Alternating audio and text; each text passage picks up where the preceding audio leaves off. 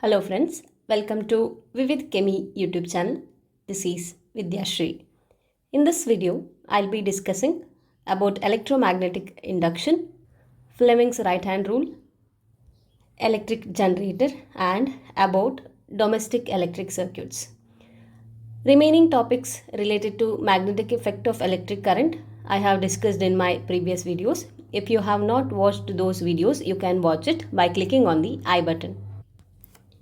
We can produce electricity or electric current by moving a conducting wire inside a fixed magnetic field or by keeping conductor fixed and by changing the magnetic field. So this way we can produce current, and this phenomenon we call it as electromagnetic induction.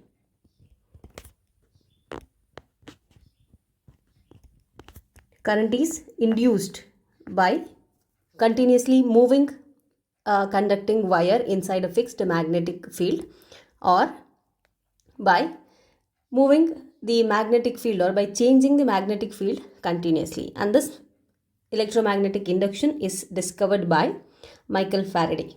So the current produced by electromagnetic induction, we call it as induced current. Here, the current is produced without any physical contact between the conductor and the magnetic field. The direction of induced current is given by Fleming's right hand rule. So when we stretch the thumb finger, forefinger as well as the center finger of the right hand such a way that they are mutually perpendicular to one another, then the forefinger indicates the direction of magnetic field. Forefinger indicates the direction of magnetic field and the thumb finger indicates the motion of the conductor. Then the direction of induced current is represented by the center finger. So this is Fleming's right hand rule, and using this rule we can identify the direction of induced current. The induced current will be maximum when the direction of motion of conductor is perpendicular to the magnetic field. Here I have listed the important points that you need to remember with respect to the electric generator. Electric generator converts mechanical energy to the electrical energy. In case of electric generator, mechanical energy is used to rotate a conductor in a magnetic field, and that rotation produces electricity. So the principle behind the working of electric generator is electromagnetic induction. Coming to the construction and working part, a rectangular coil ABCD. So we have rectangular coil ABCD which is placed in between the two poles of a permanent magnet, and the A end of the rectangular coil is connected to the slip ring R1. It is connected to carbon brush B1. Then it is connected to galvanometer. The other end of the rectangular coil, that is D, it is connected to another ring. So the rings used here are slip rings. So D is connected to slip ring R2 and it is connected to the brush B2 and then connected to the galvanometer. So here the brushes as well as the rings, they are stationary, their position will not be changed. And this is axle. So with the help of the axle, the rectangular coil is rotated in the clockwise direction. Direction of magnetic field is perpendicular to the direction of motion of the rectangular coil now. Okay. In case of a magnet, magnetic field lines will move from north pole to the south pole. So rectangular coil is rotated in clockwise direction by the help of the axle. Magnetic field is perpendicular to the direction of motion of the rectangular coil. So hence by using Fleming's right hand rule, we can find the direction of induced current. So initially current will flow in the rectangular coil from A to B, B to C and C to D. Then the current will move to the ring R2, then to the brush B2, then it will flow to galvanometer. From galvanometer, the current will flow to the brush B1, then to the ring R1, then ABCD. So this is the direction of induced current. Okay. So now the coil will be rotated and coil will take a position like this now. After first rotation, coil can be represented like this, C, D, B, A, where only coil changes the position. The ring's position will remain the same. So means here A end is connected to the ring R1 itself and D is connected to the ring R2 itself.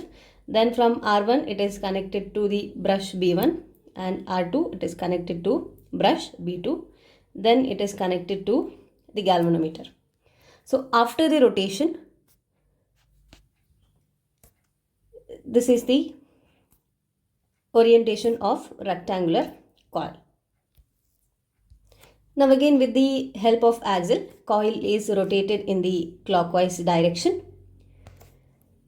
So direction of magnetic field is perpendicular to the direction of rotation of the coil, and the induced current will flow from D to C and from B to A. So direction of current in the circular coil is changed. So if I write the direction of induced current after the rotation, so this is how we can write. Induced current will flow from C to D, B to A. Then it will go to ring R1, brush B2. Then to the galvanometer, from galvanometer to brush B1 to the ring R2. Then to the ring CDBA. To the rectangular coil CDBA. So this is the direction of flow of induced current after the rotation. Now if you observe here, firstly the current was flowing from R2 to B2, then to the galvanometer, and from there to brush B1 to R1. So here you see the current flowing after the rectangular coil. Anyway, in the rectangular coil, direction of current is changed. Now in the external circuit, current is flowing from R2 to B2, then to the galvanometer, then to the brush 1 and then to the ring 1. So after the rotation, current is flowing from ring 1 to brush 2, galvanometer, brush 1 to ring 2. So here in the external circuit as well, the current is reversed. Current is reversed not only in case of the rectangular coil but also in the external circuit, and the current produced here we call it as alternating current. So we get alternating current when slip rings are used. Okay, and if the current moves in the same direction in case of external circuit also, whatever the current that is produced, we call it as DC current. So in order to obtain DC currents, here the slip rings R1 and R2 which are used, it has to be replaced by slit rings. So slit rings are nothing but the rings which is used in case of electric motor. So whenever we use slit rings instead of slip rings, we will get DC current by electric generator. Alternating current is the one which changes the direction after every rotation. So in India, the AC changes its direction after every 1/100 second. So direction of AC mean the alternating current in India, it changes for every 1/100 second. So the change in direction of current is so quick, it is 1/100 seconds. And its frequency is 50 Hertz. The important advantage of AC current over DC current is that we can transmit the electric power over long distance by less loss in energy. Next, we'll study about domestic electric circuits. We have three types of wires in our domestic circuits. So we have a live wire, which is indicated by positive sign, and it is insulated with red. So red insulated wire is live wire which carries current from electric pole to home. Along with that, we have neutral wire which is negative and it has black insulation. So these neutral wires are used to carry the current back to the pole so that the circuit will be completed. Also we have earth wire, which is having a green insulation. Earth wire provides a low resistance conducting path for the, if any leakage of current is there in the metallic part of the electric instruments which we use at home, so these earth wires will provide a safety for the user. The user will not get a severe shock out of the extra current that is flowing in the metallic body of the devices. In India, the potential difference that is provided for the two wires that is supplied to every home is 220 volt. So this is very important to remember. So in India, potential difference provided for every home is of 220 volt.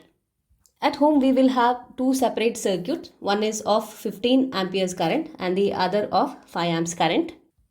15 amperes current rating is used for the appliances with high power ratings such as air cooler, geysers, refrigerators, and the other circuit with 5 amps rating, it is used for electric bulbs, fans, etc. Means the devices which has low power ratings. For that we use 5 amps rating. The next very important component of electric circuit at the home is fuse. Fuse prevents the electric appliances from the damages that is happening because of the overloading in the circuit. So fuse is connected in series with the electrical appliances. When a high current is passing through the circuit, because of joules heating, the wire of fuse will melt and that helps in breaking the circuit so that the devices will be safe.